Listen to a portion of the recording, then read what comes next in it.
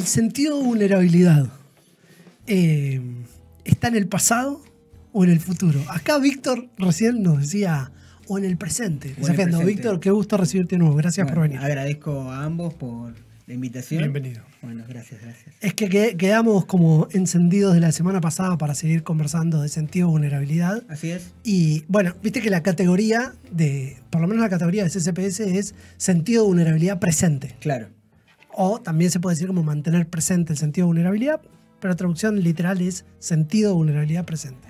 Claro, cuando en la previa estábamos conversando dónde está sentido de vulnerabilidad, si es en el pasado o en el futuro, bueno, un poco es, ¿y por qué no en el presente? ¿Por qué no en el presente el sentido de vulnerabilidad? ¿Y vos por qué decís que está en el pasado? Tenía pensado una respuesta, pero la estoy cambiando. A ver. Rápidamente, porque el conocimiento evoluciona. Entonces, está muy bien. Estaba pensando esto. Cuando mirás ciertos sucesos que motivaron que la industria desarrolle estándares, procesos y mire ciertas cosas, bueno, miro para atrás y digo, che, esto ocurrió en el pasado, ¿no? Un evento catastrófico. Y en ese sentido, como fuente de aprendizaje, si querés, está ahí, o por lo menos inicia, acá es donde empieza a cambiar mi respuesta, y después hay que mantenerlo presente, porque cuando contábamos esto de los accidentes personales o eventos que hayamos tenido, me quedó eso viviendo en mí. Ahora lo podemos volver a hacer, pero la experiencia queda presente en mi propia... O sea, vos decís, yo voy a buscar al pasado el conocimiento, entonces, organizacionalmente, de las lecciones aprendidas, puedo traer sentido de vulnerabilidad al presente. Sí. Que es lo que decía Víctor. Con el conocimiento de lo que ya ocurrió. ¿Y por qué en el futuro? ¿Por qué en el futuro que podría estar? Sí. Que es esta, en realidad te hago la pregunta sabiendo hacia dónde quiero que cuentes el ejemplo, que es eso de por qué alguien trabajaría sobre algo que no ocurrió. Pausa. Me tomo un minuto para pedirles que por favor se suscriban al canal. Más de la mitad de las personas que ven el contenido de Brainstorming cada semana no está suscripta. Y que den un like, ya que esas dos acciones, que no cuestan prácticamente nada, nos ayudan mucho a posicionar los contenidos. Gracias. Seguimos con la programación habitual. Bueno, un poco la respuesta es porque ya ocurrió. Yo creo, porque si no, a ver, para no caer en escenarios imaginativos imposibles, porque ¿cómo te pones a imaginar o a vislumbrar? Pensemos en el Titanic. ¿Era vislumbrable? Por ejemplo, bueno, ¿qué ejercicio de sentido de vulnerabilidad traído presente hubiesen hecho en aquel momento el capitán y los industriales que lo construyeron? Bueno, pero en un estadio más evolucionado de la cultura de seguridad, ese es el ejercicio. Claro. Que la alta gerencia imagine los escenarios de riesgos mayores y después asigne los recursos. Creo que va por ahí, ¿no? La respuesta hacia por qué en el futuro. Hacia el futuro. ¿No? No esperar a que ocurra algo, sino poder tener en la previa un espacio para poder reflexionar sobre las cosas que nos podrían pasar dentro de las organizaciones y sobre eso empezar a tomar acción. Claro. Bueno, es un poquito el ejemplo que nos contaba Mari Corsaro, a quien los tres conocemos, sobre cómo le tenés que explicar a la alta gerencia de que tiene que entender cuál es el escenario mayor para además después poner recursos ahí. Claro. Y entonces vos decís, bueno, el sentido de vulnerabilidad lo tenés que traer del futuro. Claro. Pero a la vez, si nosotros aprendemos de los eventos, está en el pasado. Y Víctor nos decía, o sea, en definitiva, está en el presente porque vivimos en el presente. Y las decisiones se toman ahora también, ¿no? En ese sentido es interesante lo de asignar recursos, ¿no? Y crear dispositivos y apoyar ciertos programas, etcétera. Podríamos traer acá, a este mismo momento, y pegar el clip de esa expresión de ese comentario que hizo Mari, así que lo vamos a ver ahora. En algún momento te escuché reflexionar alrededor de que para que estas cosas sean tomadas en serio en los niveles más altos de la organización les tiene que importar personalmente, o algo así dijiste, casi citándote entre comillas. Es importante que al más alto nivel de la organización le interese personalmente. ¿Por qué? Mira, la verdad es que yo creo que las personas que trabajan en la dirección de la organización en general están extremadamente demandadas, muy demandadas, tienen muchas cosas para resolver. Entonces van a poner su atención en temas que efectivamente deban ser resueltos de manera urgente o de manera preventiva, o en cuestiones de las que entiendan con profundidad cuál es el impacto que ellos pueden tener. Tienen que poder imaginarse. Hay cosas que nosotros en nuestro día a día no nos imaginamos, hasta por una cuestión de salud, uno no se imagina una catástrofe todo el tiempo. Pero si no te la imaginas, si no te imaginas que algo te puede suceder y no tenés ese sentido de vulnerabilidad, nadie, ningún directivo va a poner dinero en algo que no va a pasar. O sea, si la persona dice, mira, esto no me va a pasar nunca, esto no existe, entonces no va a destinar recursos a eso. Entonces, efectivamente, tiene que poder internalizar que ese sentido de vulnerabilidad, que algo efectivamente puede sucederle y que tiene que poner a un equipo a trabajar y que tiene que dar los recursos para que ese equipo pueda efectivamente ayudar a que eso no suceda. Y es casi un dilema, porque pongo plata para que algo no pase, claro. Nunca voy a ver si la puse bien o la puse mal. Y además me hablan de malas noticias y de cosas en las que no quiero pensar. Claro. Qué interesante, es como de alguna manera... Es una idea compleja de transmitir, ¿no? El pensemos en una catástrofe, pensemos en que esto puede ocurrir. Sí. ¿Es fácil tener esas conversaciones?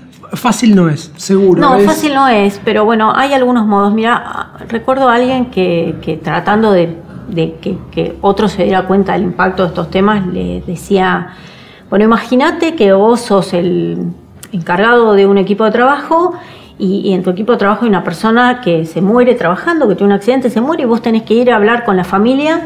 Tenés que golpear la puerta y tenés que contarle a la mujer que, no sé, que el esposo se murió. Tipo role-playing. Claro. Y la verdad es que me parece que cuando vos tratás de ponerte en ese lugar, las cosas te empezás a dar cuenta cómo a veces con la acción o la omisión de algo que puedes hacer de un modo u otro en el trabajo, podés llegar a terminar en ese extremo, ¿no? En que alguien se muere y a vos te toca eso. Por ahí, digamos, la muerte del otro es del otro, pero si a vos te toca ir a hablar con la familia, por eso digo que uno tiene que poder imaginarse dónde estaría si determinada cosa sucede. De un modo suficientemente saludable para no volverse loco, porque si no todos, digamos, decís, no, ¿sabes qué? Acá no quiero estar, me voy. Entonces, de un modo suficientemente saludable como para que te permita la acción, pero hay que tener ese sentido de vulnerabilidad. Y en muchos casos también es muy poderoso cuando uno se da cuenta que por algunas acciones puede cambiar algo, que alguien puede vivir mejor, ¿no? Que hay gente que puede estar más tranquila en su trabajo porque sabe que está más seguro. Bien, Luchi, retomo esto que decías antes, como con una experiencia personal que nos haya como puesto, sobre todo para experimentar un poco cómo se trabaja el sentido. Hagamos un role-playing para experimentar cómo se trabaja el sentido de vulnerabilidad. Y sí, y sobre todo asociado al concepto que trae Lucho de que es en el pasado, el sentido de vulnerabilidad, ¿no? Claro, y de cómo se actualiza individualmente. Claro. ¿Querés contarnos vos, Víctor, una experiencia? Bueno, te cuento, o les cuento, hace unos cuantos años atrás, viviendo en Comodoro, con mi hermano, quisimos vivenciar la experiencia de estar adentro de un baúl de un vehículo. Era la cantidad de Hollywood que había en esa casa. Sí, total.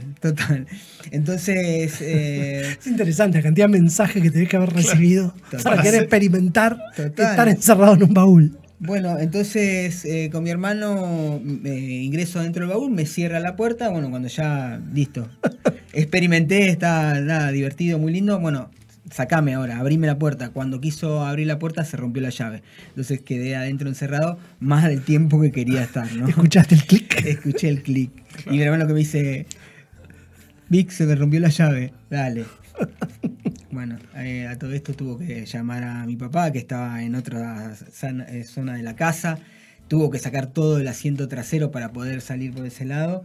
Y bueno, todo lo que vivía ahí adentro durante la permanencia, pero sobre todo también después, ¿no?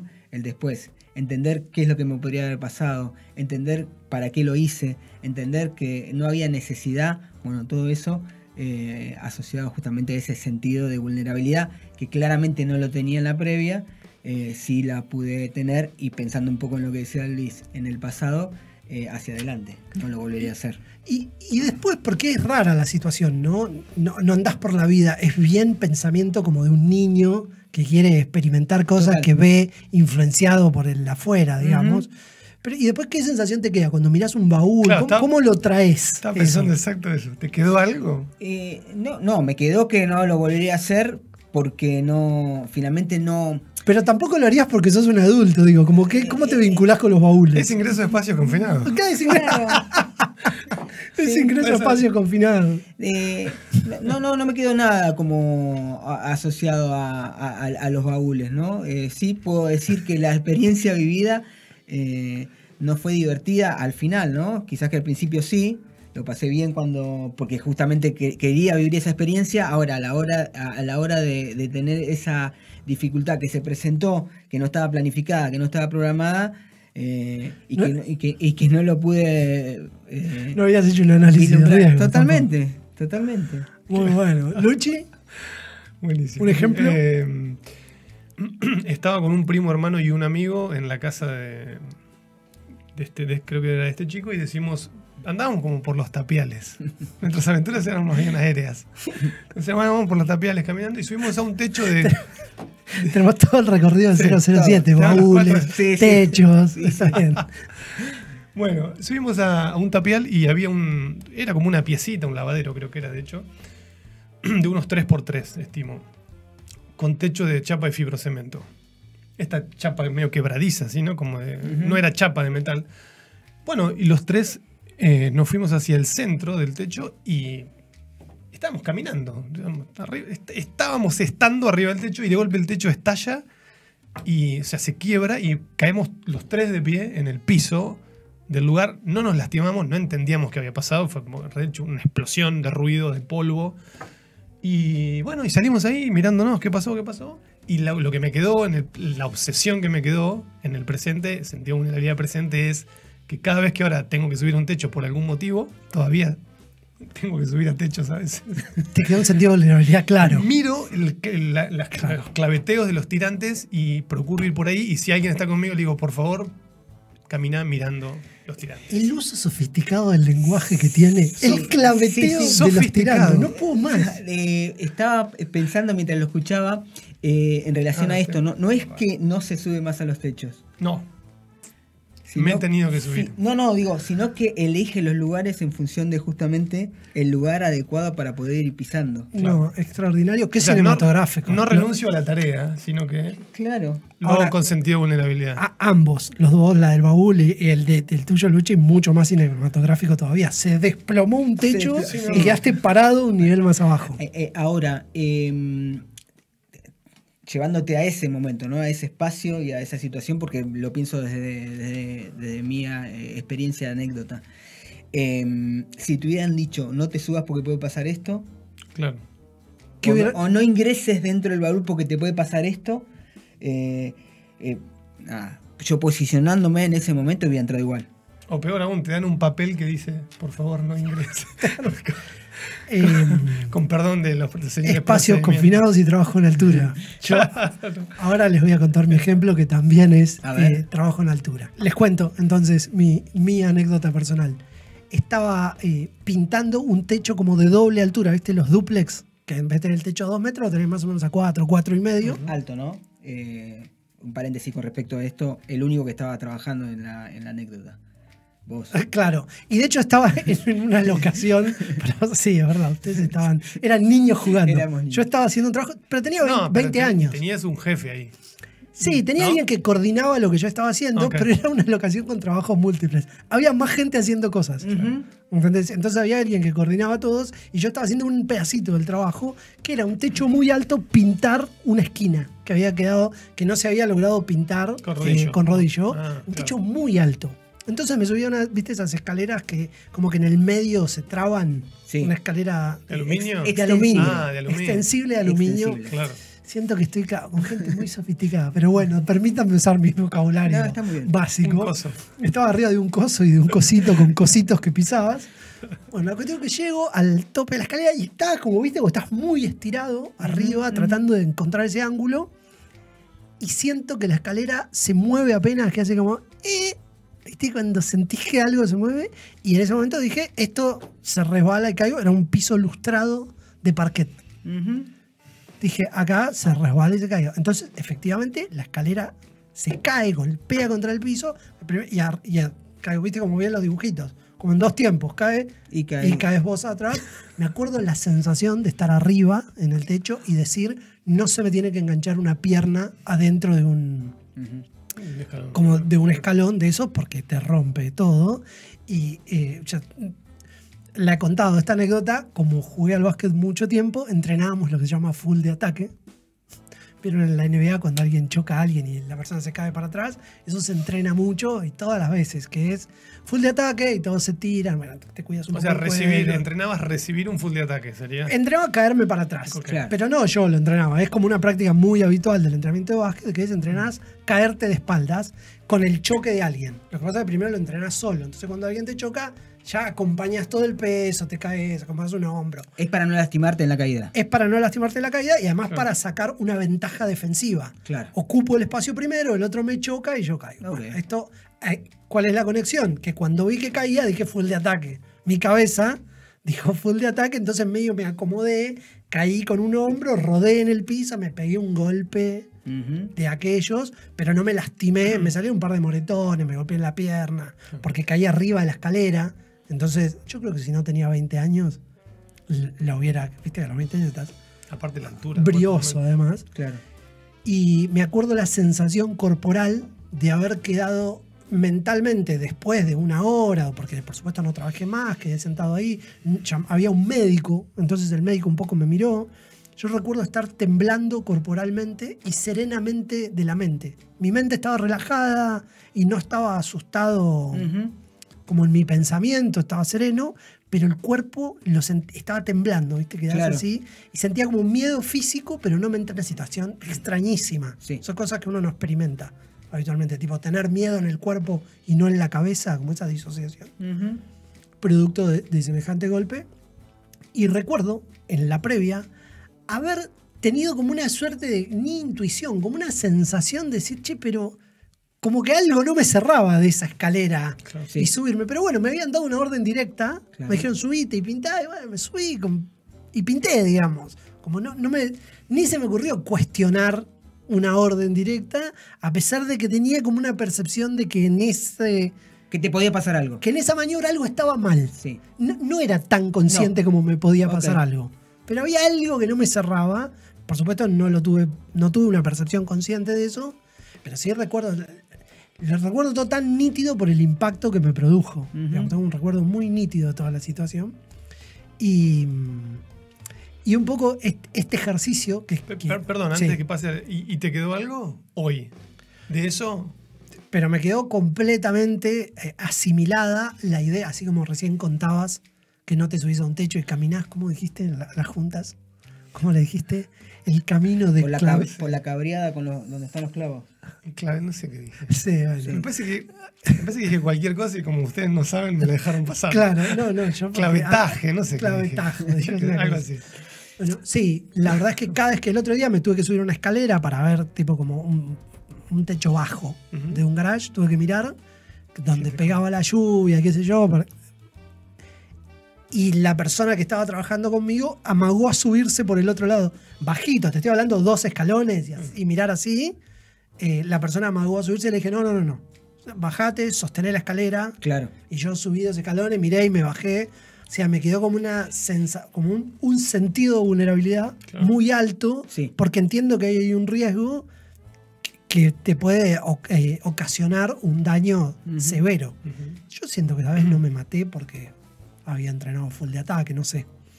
Digamos, pero... te escuchaba y quiero traer 3 o 4 rescates de esto. ¿Cómo crees que hagamos? ¿Te las cuento las 4? Las vamos conversando. Ok. Primero tiene que ver con el espacio o el momento en el cual alguien te dice subite arriba de la escalera, ¿no? Donde en este caso vos lo identificás como coordinador, dijiste. Sí, una posición jerárquica, entre comillas. Alguien que te dice, bueno, subite. Y que tenía el rol. Y que tenía el rol. Martín, vení, subí. Claro. Pinta ahí. Y el momento de decir, bueno, ¿tenés alguna duda? ¿Te genera algún ruidito, algo en la panza? Decir, bueno, subo, no subo. Bueno, si me dicen subí. No existió esa instancia de reflexión, digamos. No, pero bueno, vos sentiste algo. Sí. y fuiste, ¿no? Primero, por un lado, eso, ¿no? Asociado al sentido de vulnerabilidad. Segundo, cuando vos estás preparado para afrontar alguna situación de riesgo en el cual, en tu caso, te caíste, pero vos habías entrenado, ¿no? Muy bueno. Cómo tener que caer, cómo tener que evitar que te produzca una lesión, ¿no? Muchas organizaciones y muchas personas, a la hora de pensar en ese sentido de vulnerabilidad, toman como la respuesta al incidente, ¿no? Entonces, bueno, si pasa algo, claro, tengo una capacidad de responder hacia ese incidente, entonces, bueno, podés empezar a perder ese sentido de vulnerabilidad. Claro, como tenés la respuesta, bajo el sentido de vulnerabilidad. Claro. Entonces, pensando un poco en esto, y lo trajiste varias veces, ¿no? Ya había entrenado cómo tener que caer, cómo tener que responder. Bueno, y eso fue un poco lo que me salvó. Puede ser que dentro de tu cabeza, a la hora de sentir o realmente afrontar ese sentido de vulnerabilidad, bueno, decir, bueno, si me caigo, algo voy a hacer, ¿no?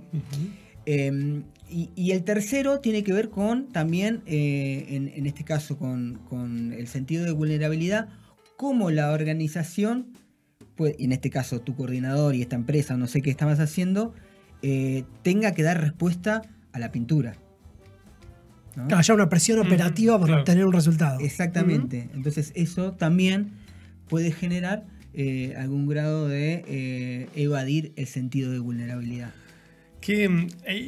Algo que mencionaste vos, pero lo traigo ahora, que es, pero no podemos renunciar a hacer lo que tenemos. Las organizaciones tienen que seguir operando, ¿no? Hoy decías, bueno, en tu caso creo que no te metiste nunca más en un baúl, pero no. Martín volvió a subir una escalera y yo tuve que volver a subir a techos. Esta reflexión que hacías en algún momento de hay que seguir haciendo cosas y las tenemos que hacer con ciertos recaudos, ¿no? Con ciertas barreras, con ciertas mitigaciones, porque nos puede volver a pasar, porque ya nos pasó, además, ¿no? ¿Vieron la pregunta esta que decimos que conecta directo con sentido de vulnerabilidad? ¿Qué puede salir mal? ¿Qué tan malo puede ser? ¿Qué puede salir mal? Todo. En realidad, cuando te lo pones a pensar y ves las tareas en el campo, dices, che, todo puede salir mal. No solo porque sos una persona imaginativa que te parece que todo puede salir mal, sino porque tenés la evidencia de que todo ya salió mal en algún lugar, en algún momento, ¿no? Sí. Y no podés renunciar a hacerlo porque tiene que ver con tu operación y con tu negocio, ¿no? En ese sentido, el sentido de vulnerabilidad está como activado en ese punto, ¿no? Quiero hacer un par de comentarios sobre lo que decía Víctor. Víctor trae uno de los temas que abre, una puerta que abrís con esta reflexión es el impacto del liderazgo. Digamos así, ¿no? Si bien este es un frente de trabajo muy informal, la puerta esta de que ni se me ocurrió cuestionar que un líder me dijera subite acá y pintá allá. Hay una parte del sentido de vulnerabilidad que no deja de no sé si llamarme la atención o impactar, no sé bien cómo decirlo, pero lo poco que tienen presente los líderes organizacionales del impacto simbólico que tiene su rol. Es decir, cómo determinás el pensamiento de alguien que jerárquicamente está por debajo tuyo. Sí. En una industria tan conservadora como la que nosotros trabajamos, conservadora en términos de lo lento que cambia, ¿no? Sí. No, esa es la connotación de la palabra conservadora. El hecho de que un líder tome una decisión y la comunique con claridad setea mucho la cabeza de sus equipos. Totalmente. Yo creo que muchas veces los líderes pierden de vista que sus esfuerzos comunicacionales causan mucho impacto. El esfuerzo comunicacional en una industria como la que trabajamos nosotros paga muchos dividendos, usando una frase que usas vos muy seguido. Si el líder se comunica con claridad, los equipos responden en muchos casos. Y cuando no responden es porque el contexto no se los permite. Pero bueno, un rescate inicial que quería hacer, tengo ese y otro más, que tiene que ver con lo que decía Víctor, es, los líderes siguen sin percibir, o deberían trabajar más en percibir, el impacto simbólico que tiene su rol. Totalmente. A mí me gusta una máxima como el lenguaje no es inocente, y muchos líderes, para empoderar a sus colaboradores, utilizan el no me traigas problemas, tráeme soluciones, ¿no? En ese sentido, el colaborador tiene que tener exclusivamente una solución del problema que tiene, ¿no? Entonces, ahí de vuelta empieza a desconstruir el sentido de vulnerabilidad. No, y ahí estás hablando de otro, nos podemos meter ahí un segundo, que es el liderazgo situacional, básicamente. Y el segundo rescate, a partir de lo que comentabas, Víctor, me parece que tiene que ver con las organizaciones no pueden aprender de lo que le ocurra a un individuo, paradójicamente. Digamos, es muy caro que el aprendizaje sea individual. O sea, nosotros no podemos obtener sentido de vulnerabilidad de caerte de una escalera. O sea, imagínate si no, todos los procedimientos que tiene una operación, los 10.000 procedimientos que tiene, si de cada uno de ellos vos tuvieras que pagar un costo para entender un riesgo y tener mayor sentido de vulnerabilidad. Sí, solamente acá una salvedad, un paréntesis en función de lo que vos planteás es, no pueden solamente aprender de la experiencia personal. Exactamente. Porque lo que pasa es que cada vez que te ocurra está bien, vas a aprender de la experiencia personal. El problema es lo caro que es. Sí. Total. Desde todo punto de vista. Y ahora, porque ya lo pagaste de alguna manera, ¿no? Claro. Y además lo pagaste inorgánicamente, lo pagaste desfasado de un sistema. Hacer que eso efectivamente se traduzca en un aprendizaje, porque a mí no me pasó que quedé temeroso a subir escaleras, pero me podría haber pasado. Claro. Recuerdo que una vez, pequeño paréntesis, se me quedó el auto en Panamericana hace muchos años. Y tengo la sensación física de que me pasara, en realidad no se quedó el auto, tuvo un toque, finalmente quedé estacionado en Panamericana y tuve la sensación de ver por los dos carriles autos que iban y venían. Todavía tengo el susto físico de terror a que se me quede el auto en Panamericana. Digamos, sin embargo, caerme una escalera no. Anécdota. ¿Ves? Es la anécdota personal que no tiene ningún valor. Intransferible. Sí, me pasó a mí. Organizacionalmente no vale nada. Vos sabés que algún ejemplo adicional a esto, en función de lo que vos traes, una vez me ocurrió que comiendo un tomate cherry. No te rías. Es que ya es buenísima. A mí ya me disparó otro. Gracioso. Comiendo un tomate cherry se me queda atragantado. Estábamos almorzando con mi familia. No te rías, me dice. Claro, le veo la cara de sufrimiento. Pero es que realmente acá sí hay sentido de vulnerabilidad aprendido desde el pasado, el presente y el futuro. Porque yo me levanté y la veía a mi familia, se reían, porque claro, yo imagínense que me estaba ahogando, no sabían qué hacer. Apliqué la maniobra solo contra una silla. Y ahora no puedo pensar cada vez que tengo tomate cherry en eso. Bueno, claro. No puedo traer esa experiencia, no lo puedo transmitir a la gente. Cada vez que me aparece la maniobra de Heimlich en los celulares, agarro y lo comparto con todo el mundo. No puedo pensar, no puedo parar de pensar en esa experiencia. O sea que la pasaste mal. La pasé mal. Pero ahora vos te das cuenta que es inviable aprender así. Total. Organizacionalmente. Entonces. ¿Cuántos discípulos tenés ya? Entonces la pregunta es, ¿y cómo aprende una organización? Claro. Porque esa es la pregunta que nos queda por delante. Claro. Digamos, y entonces, ¿cómo aprende? El dispositivo formal son las lecciones aprendidas, claro, los procedimientos que vas mejorando para que se implementen, etcétera. Por lo menos hay que empezar por ahí, que tampoco lo garantiza, ¿no? Porque están ahí las lecciones aprendidas. Completamente de acuerdo. Claro. Y acá medio que cambiamos de tema o hacemos un salto hacia adelante. Yo creo que acá es donde aparece la idea de cómo se trabaja el sentido de vulnerabilidad a nivel organizacional. Este ejercicio inicial que hacemos, es bien una dinámica para conectar con la vulnerabilidad. Claro. Pero ahí conectás con la vulnerabilidad personal. Sí. Eso es lo que hay que decirle a los líderes de una organización. Bueno, pero eso queda en la anécdota y no se transforma en sistémico y no te ayuda a que tu organización aprenda. De hecho, tu organización puede quedar traumada, no querer comer más tomates cherry, claro, no querer subirse a la escalera. Y entonces, ¿cómo trabajamos sentido de vulnerabilidad? Acá hay una herramienta que a mí me pareció muy buena, que tiene una tradición de uso vieja o que ya tiene muchos años, que es la de la reflexión para el aprendizaje, pero que unos gringos, en un programa que trabajamos en este mismo podcast, lo leí hace muchos años, me compré el libro, que se llama Hacer visible el pensamiento. Entonces, lo que ellos plantean, el libro no está pensado para la industria, sino que está pensado para el aula. Dice, ¿cómo hacemos que se visualice, que se haga presente, que se haga visible un pensamiento de calidad en un grupo de alumnos? Entonces dice, el pensamiento no es de cualquier forma en cualquier momento. El pensamiento de calidad. Dice, sino que lo que necesitamos es que las personas tengan las personas adentro de grupos, ¿no? O sea, los grupos tengan rutinas para pensar en determinados temas. Entonces, no se piensa de cualquier forma sobre todos los temas. Hay momentos y temas que necesitan, según la madurez, un tipo de pensamiento. Y este tipo de pensamiento se construye en una rutina. ¿Cuál sería esa rutina? Por ejemplo, dice la rutina del pensamiento creativo, tiene que ver con indagar, es decir, abrir mundos, el movimiento mental de indagar, de buscar, bucear, ¿cómo se llama? Converger, ¿lo digo bien? Sí, converger, seleccionar o decidir, digamos, o proponer podría ser, claro. Porque te da como todos los verbos y vos armás tu propia rutina de pensamiento. Entonces, ¿qué ocurre? Que al final de esa rutina de pensamiento vos obtenés un resultado de mayor calidad a partir de lo que necesitabas. Entonces yo digo, para la gestión de riesgos y para trabajar sentido de vulnerabilidad, podés armar tus propias rutinas de pensamiento.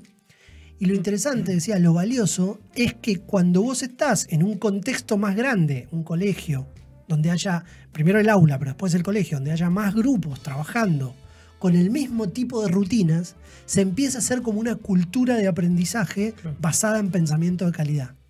Y de alguna manera, esto es muy trasladable a la gestión de riesgos. ¿Por qué? Porque lo que vos necesitas es que haya un análisis de investigaciones, de eventos, soportada desde la alta gerencia, ¿no? Este ejercicio, hoy contaba, ¿no? Como esta práctica que le vi implementar a Mari Corsaro, que decía, hacía que los frentes de trabajo presenten investigaciones en comités de alta dirección que se estaban entrenando para mirar mejor las investigaciones. Entonces ese apoyo te da un sentido de vulnerabilidad fuerte a este grupo para que la organización aprenda desde el nivel más bajo. Cierro esto, o el tema de la rutina de pensamiento.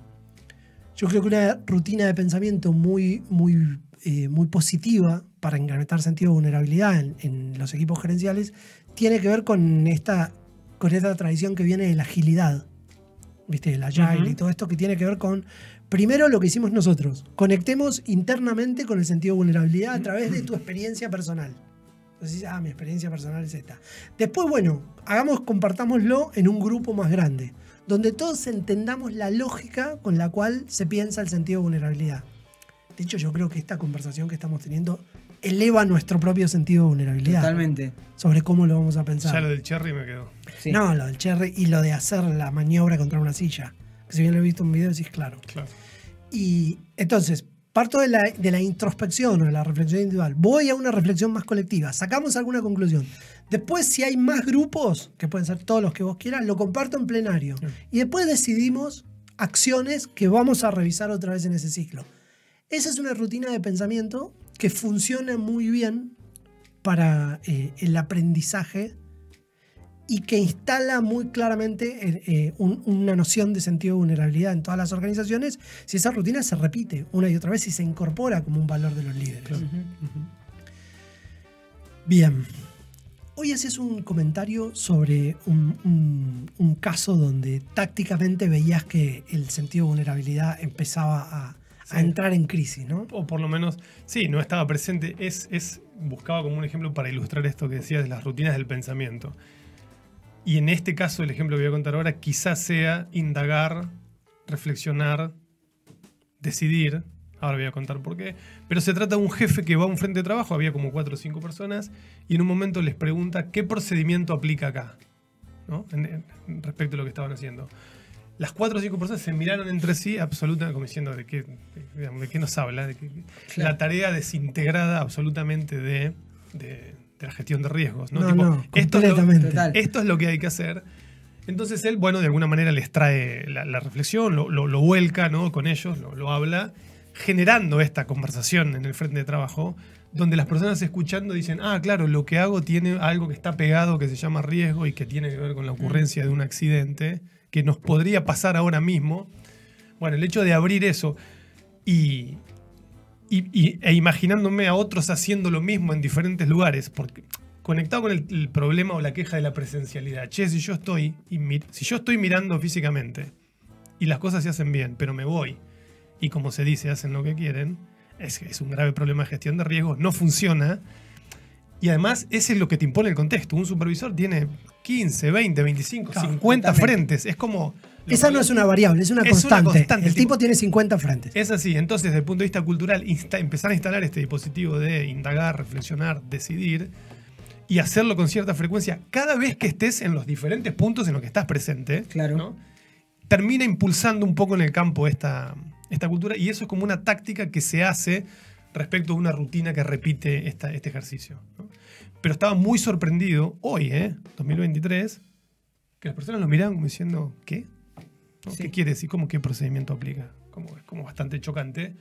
No estoy hablando del pasado, estoy hablando de como de un presente rabioso en ese sentido. Yo creo que el problema, no sé si es problema, pero cuando la gente exclusivamente toma ese espacio para razonar, para identificar, para evaluar, para hacerle sentido de lo que está desarrollando, basado en los procedimientos que pueden aplicar o no, exclusivamente cuando va alguien a visitarlos, cuando alguien va a supervisarlos, cuando le hace la pregunta, bueno, por ahí ese espacio se va perdiendo y finalmente, a mi manera de ver, no termina pegando en el sentido de vulnerabilidad.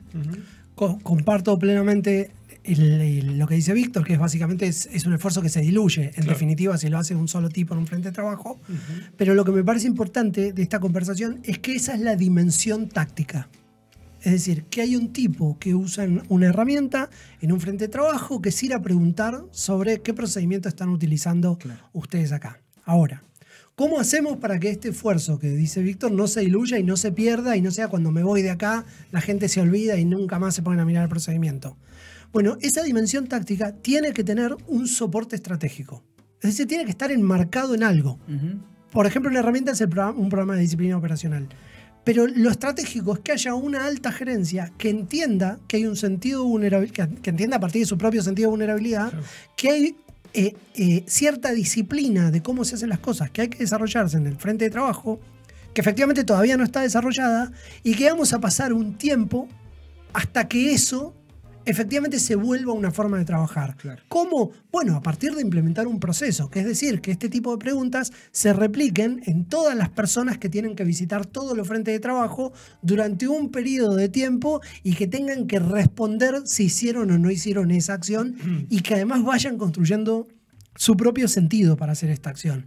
Entonces ahí es donde juntás la herramienta táctica de ir al frente de trabajo, hacer esta pregunta adentro de un proceso y que por supuesto genere cierta frustración al inicio y una conversación estratégica de otro nivel que está consciente de que se está produciendo eso y de que eso genera cierta frustración, pero que lo va a sostener ordenadamente y va a sostener que esa ocurrencia se sostenga a lo largo del tiempo hasta que cambie la narrativa. Las narrativas cambian. Si vos la resistencia que tenés en el frente de trabajo de que los viejitos no lo hagan y no vuelvan a preguntarse por el procedimiento, tiene que ver con que solamente en ese contexto, una vez que ocurra, no va a cambiar, porque además se dan media vuelta y cuando van al otro frente de trabajo ven otra realidad.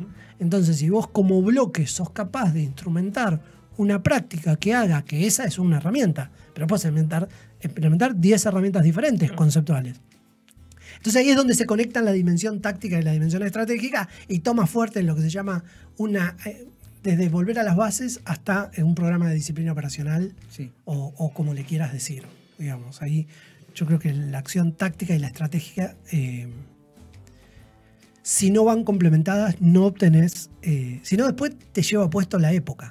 Vos del frente de trabajo vas a hacer lo que haga la época. Si lo que hace la época es no mirar procedimientos, no se van a mirar los procedimientos. Para eso vos implementás un programa estratégico de evolución cultural. Porque necesitas que la táctica modifique el comportamiento cotidiano. Y además, en la alta gerencia estaba pensando cómo acercar porque la palabra aprendizaje, viste, como que te da, bueno, algo que ocurre en el individuo, como algo medio acá, el aprendizaje. Pero, por ejemplo, los recursos económicos, ¿no? que respaldan ciertas decisiones en función de riesgos. Esto es poner recursos para algo que no sabemos si va a ocurrir o no. Claro. También la alta gerencia es una manera de mostrar cómo impulsa consistentemente su estrategia. ¿Ponemos recursos suficientes para que, ¿no? Cuando haya que tomar decisiones de disciplina que impliquen ciertas cosas que tienen costos para que no ocurran cosas? ¿Están los recursos? Digo, para que no quede solo en esto de la gente tiene que aprender, ¿no? La gente tiene que aprender y el aprendizaje en una industria como esta implica recursos. Claro. ¿No? Recursos y recursos importantes muchas veces. Recién contamos una herramienta conceptual que es ir y preguntar, qué simple, además qué simple y qué potente cuando esto se articula de manera correcta, que es estamos trabajando en sentido de vulnerabilidad pleno. Total. Le estoy haciendo reflexionar a la gente sobre qué procedimientos están utilizando. Pero es una herramienta conceptual para ese líder. ¿No contás otra de las herramientas conceptuales, que es la matriz del sentido de vulnerabilidad, con las 3 preguntas? Las 3 las que puede salir mal, ¿no? Que acá, ahora podemos hacer una referencia a la partición del tiempo pasado, presente y futuro. ¿Qué puede salir mal? ¿Qué tan malo puede ser y qué tan frecuente? ¿Con qué frecuencia puede ocurrir? ¿Sabes qué me gusta mucho de esa matriz? Nosotros lo trabajamos en formato matriz. Que vos lo que revisás es una práctica que estés gestionando en forma efectiva. Que vos consideres que estás gestionando. Por ejemplo, mira, yo estoy contento con la calidad de nuestros simulacros. Porque la verdad que considero que los hacemos bien, los cumplimos, los hacemos en tiempo y forma, nuestro plan de simulacros está bien cumplido. Entonces, cuando a esa práctica le aplicás, vos como líder con tu equipo, vamos a aplicarle la matriz del sentido de vulnerabilidad. Que es decir, vamos a preguntarle qué tan mal puede salir, qué puede salir mal, qué tan mal puede salir, con qué frecuencia a esta práctica que estamos gestionando bien. Bueno, se te abre un mundo. Totalmente. Porque los temas, en términos de complejidad, están muy vivos. Lo que vos le preguntés hoy no va a ser lo mismo que te responda la práctica si se la preguntás dentro de un mes. No, sobre todo además porque la degradación que genera la entropía está funcionando, digamos. Básicamente lo material va cuesta abajo. Y además poner sobre la mesa efectivamente qué es lo que puede salir mal. Como rutina de pensamiento. Exactamente, poner sobre la mesa como rutina de pensamiento qué es lo que puede salir mal en cualquier espacio, en cualquier proceso que vos crees que sale bien o que vos tenés identificado como una fortaleza. Bueno, te despierta también la posibilidad de encontrar esas debilidades que pueden estar subyaciendo en todo el proceso. Eso está muy interesante, estas 3 preguntas, ¿no? Completamente. Y yo, por mi parte, quiero hacer un último comentario y para redondear un capítulo que ha sido intensísimo, el de hoy, y que está muy conectado con el de la semana pasada. Tuvimos un abordaje diferente la semana pasada, ¿no? Que es... No, voy a tirar un poco voy a hacer un poco autobombo, entendiendo que es nuestro podcast y podemos hacerlo. Claro.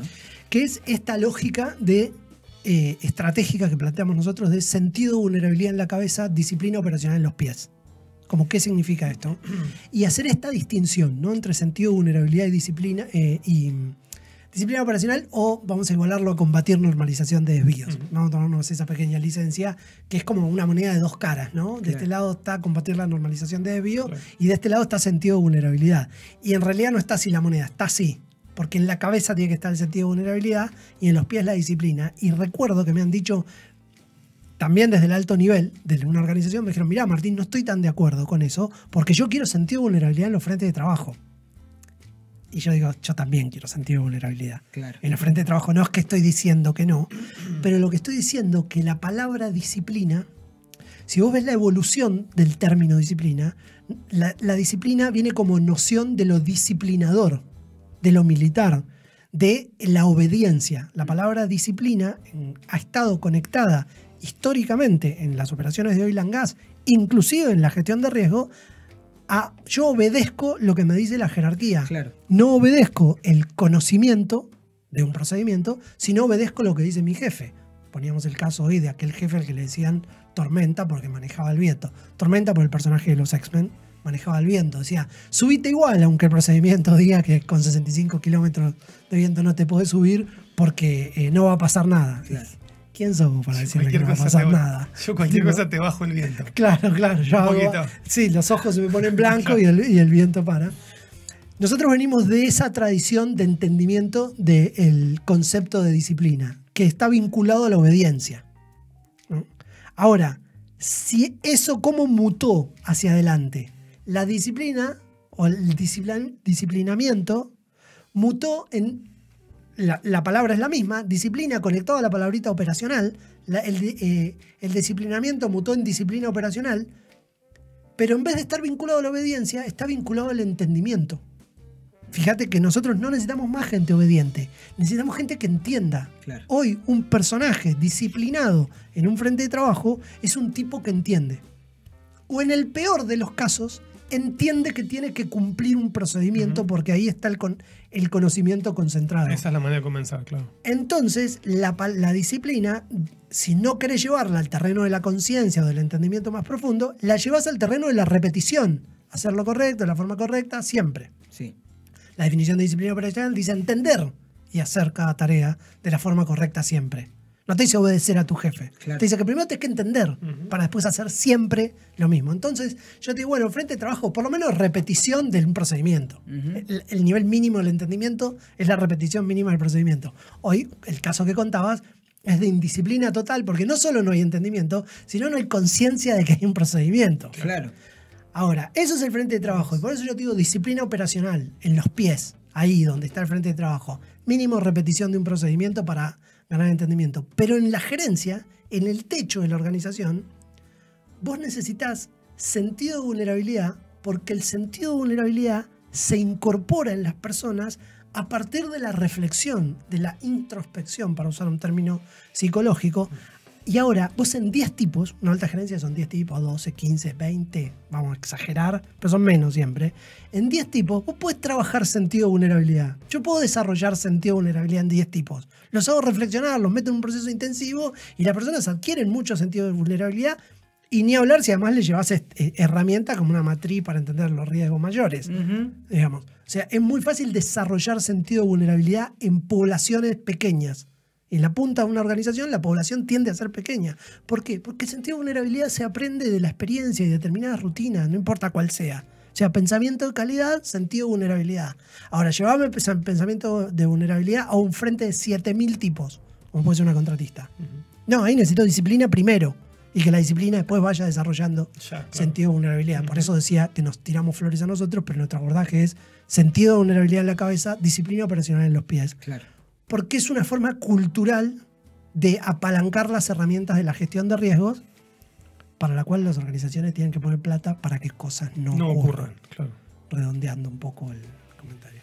Siento que dije todo lo que sé. No sé nada más, Víctor. Así que si me haces una pregunta más, bueno, entregué todo. Desgrabamos y escribimos un paper. Gracias, Víctor. No sé, cualquier comentario que quieras hacer, por supuesto, pero... cómo funcionan estos espacios, ¿no? Siento que sé más que antes, que hemos desarrollado algo. Para otro episodio dejo mi propio atragantamiento, que no fue con un cherry.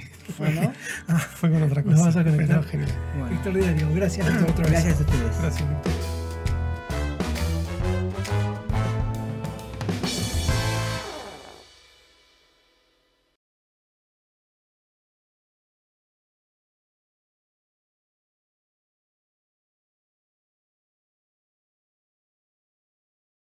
¿Humana? ¿Pero es de la industria? ¿O no? No, en general. No. Bueno. Quiero retomar como parte también de lo que estuvimos conversando esta pregunta que mencionás del ejercicio, ¿no? Voy al frente de trabajo y pregunto sobre el procedimiento. Me parece que esa pregunta despierta en quien recibe la información un montón de disparadores que te permiten justamente entender qué es lo que está pasando en la zona. Desde el hecho de preguntar qué procedimiento estás utilizando o, por ejemplo, cuál es tu riesgo principal en tu operación, ¿no? Entendiendo eso, escuchando y reflexionando sobre eso, entender a dónde tenés tu oportunidad asociada justamente a la toma de ¿Tuviste alguna decisiones. experiencia con esa pregunta? ¿De cuál es tu riesgo mayor? Sí, tuve experiencia. Pensar un poco en una visita que hice a un frente de trabajo en una planta de tratamiento donde pregunto cuál era el riesgo principal o mayor. La respuesta fue el derrame. Es un riesgo, pero no mayor asociado, ¿no? al riesgo. Entonces, ¿cuáles son los disparadores, acciones que vos podés tomar en conjunto desde la organización para levantar justamente... Y es una persona que te responde un derrame, tiene que ver con su propia experiencia personal. Claro. En este caso en particular fue así. O sea, ellos habían tenido hacía poco un derrame dentro de la planta. Entonces, una persona joven desde la parte de experiencia en la planta, levanta lo que... Asoció el riesgo mayor a su propia experiencia. Bueno, un poco el ejercicio que hacíamos. Lo que hacíamos nosotros. ¿Sí? Y ahí está precisamente el... Claro, alguien más grande, ¿no? Puede decir, explosiones, incendios, claro, por más de que por ahí no lo haya tenido, dentro de su diaria, pero conoce un poco más de experiencia de otros lugares. Víctor, otra vez te agradecemos, la verdad que fue muy potente hoy la reflexión que tuvimos y aprovechamos para, esto no lo hacemos hace rato, ¿no? El canal está creciendo muy bien, se ha acelerado un poco y bueno, siempre nos mandan como muy buenos comentarios, pero insistimos en lo mismo, si pueden dar un like al video, suscribirse, compartirlo, comentar también. Algún comentario nos ayuda a difundir el material que... Bueno, parte de nuestro objetivo es difundir esta información y este tipo de reflexiones. Así que bueno, gracias. Gracias. Hasta la próxima.